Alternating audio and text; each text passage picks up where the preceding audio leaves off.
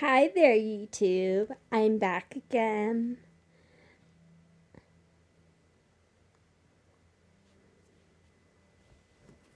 Sorry, I had hair in my mouth. Isn't that funny? Today is a kind of story kind of video, I guess. So, I've lost a lot of things in life, and one thing that I have lost in my lifetime is many children. I have lost lots of children. And this is one. She's out there somewhere. Her name is Sophia Nicole. Well, what I named her. I don't know if she got a name change or anything. She was adopted. And sadly, it was a closed adoption. So I don't have no contact. No letters, no pictures, no nothing. So anyways, I wanted to talk a bit about Sophia and maybe more about the other children I've lost in this video. I'm gonna title this probably something like Broken Wounds or Broken Hearted or something like that. So we're gonna talk about my daughter Sophia. And she's pretty, isn't she? And she looks just like me. Oh my gosh, she's so pretty. She's the prettiest princess. And so topic first, Sophia. And so what happened was I used to be a party girl, and even when I was in college, party hardy for me, and party it up. I wasn't a good person to be around. I did some things I'm not proud of. Drugs, alcohol, you name it. I've been there. So one day I was really moody, beyond moody actually. And one of my friends was like, "You need to come here for a minute." And she made me go to my bathroom with her. And she goes, "Well, I got something for you. I want you to take it." And I was like, "Okay." She goes, "It's a pregnancy test. I want to see if you're pregnant."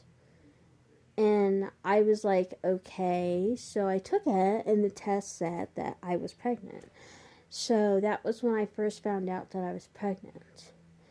And with this little lovely princess right here. So anyways, I had went to the clinic, and I have a book. It's packed away right now due to getting ready to move and stuff. So, it's packed up. I have no access to it to show you, but in my book, I have put up her very first ultrasound picture, and she literally looks like a little sea turtle, and it is the cutest thing. And I went here, not here, but kind of here, in Colorado somewhere. I went to a clinic, and they confirmed there that yes, you were pregnant. And I was like, yay, but not yay, because at that time, being in my situation that I was in, I am, how do I put this? I'm slow. I will just say that I'm slow. Slower than most people. Like, with, like, learning stuff. Learning disabled, if that makes any sense to you. So I had someone who managed my disability check at the time, which they call payee. And so I had a payee at the time, and she found out when I told her, and she goes, "Well, you have two options, an abortion, or you can have the baby and give it up for adoption." And I said, "Well, I absolutely refuse to do that. I've always wanted a child. I've always wanted to raise a child, but to have someone tell me that I was not able to have a child was wrong. disabled or not, I am more high functioning than most people. Okay?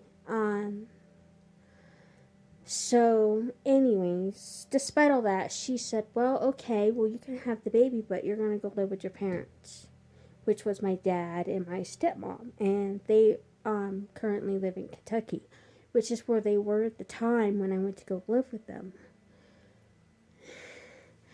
And I went to go live with them, and I, you know, dealt with the whole pregnancy with them, and it was hard because they like to fight a lot, and well, I don't know how they are anymore because I haven't been around them in a long time, but they used to fight a lot back in the day, and I'm talking like 2012, 2013. Okay, I was living with them for a while, and I couldn't handle the stressors of them going off like they would, and they have a bird that's really loud, and I don't like the bird that's really loud. I think it's a blue and gold macaw, if that's what you call it, I think. And, I mean, he can be a really cool bird, but I'm not a bird person after being around my parents' birds. So I don't like birds, but the one bird is my dad's bird, and he goes off, and he's loud. And it hurts my ears. Well, not so much anymore because I'm deaf, which I'll get into probably in a later video about that. But I'm not that deaf. I'm only deaf like completely in one ear and partially in the other, to kind of explain that. But back on this subject here. So anyways, I survived the whole pregnancy, and I was living with them, and even with all the stressors, I didn't really know how to parent. Nobody really knows, especially being a first-time parent. Nobody knows how to parent. It's a learning curve for anybody first starting to parent. It's not easy. It's hard. And so I have moments where I took care of Sophia, and they were good times and some bad times. I'll admit I fell asleep breastfeeding her one time, and I woke up and she was still in my arms, thankfully. But I regret that moment because, although can't help it kind of moment, because it happens, I'm sure to every first-time mom, they're breastfeeding and probably fall asleep, and the baby just happens to still be in their arms miraculously. It was a miracle, I think, that she didn't fall out of my arms while I passed out because I was so tired. It was like, I think 3 in the morning and I'm up breastfeeding, It was hard. It was really rough road trying to take care of her. Well, the whole thing of why I don't have her anymore has to do with the situation of the living situation with my parents. So I hate talking about this. It's an embarrassing subject. But they had bed bugs at the time, and I kind of was upset at the fact that they had bed bugs. And I didn't like seeing my daughter having bed bugs on her diapers, her clothes, on her, in her crib. I didn't like any of that. It bothered me, and the bird bothered me because one time I had her in her car seat on the floor, and the bird charged after her. I know he probably wouldn't have intentionally hurt her because he is only a bird and don't know any better. But, long story short, I ran away from my parents' house and I went to go stay with a friend that I had made in Kentucky. And, they took me in with the baby. Well, because I refused to go back home with my dad and stepmom, they called cops on me, and that led to CPS and cops showing up at my friend's house. And they came and took her away while I was still breastfeeding because of my past history. In Colorado, they looked at that and said, well, you need to work to get her back. prove that you can parent. And I did everything they asked me to do, plus extra stuff they didn't ask me to do. And I never got her back. And I already knew they were going to take her from me. I already knew here in my heart that they were going to take her from me. I already knew. And it really hurt. And to never get her back was the worst part. She has a brother who's an angel. I believe that he's an angel. And he never made it. He was a stillborn. I gave birth to him, but he was born too soon and didn't make it. So, but she's got other siblings too that didn't make it. So, but they're all angels. And anyways, long story short, back about her.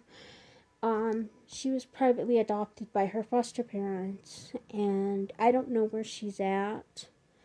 I have tried tracking her down and got as far as Franklin, Kentucky, and I don't even know if that's where she's at. And I just hope that someday when she's 18 that maybe I get to see her again. It breaks my heart not knowing. Does she have a warm bed? Is she being loved? Is she learning things? I don't know anything about her. I don't know what she looks like now. She'd be 8.5, going on 9 this year, and she has a birthday coming up next month. And it hurts. It hurts. But all in this video, that was my topic for today, talking about my precious princess, Sophia. She's my little girl, my firstborn, and I wanted to talk about her today in this video. Hope y'all have a blessed day. Stay safe and stay happy, and don't stay sad because, well, it's okay to stay sad sometimes, but not all the time.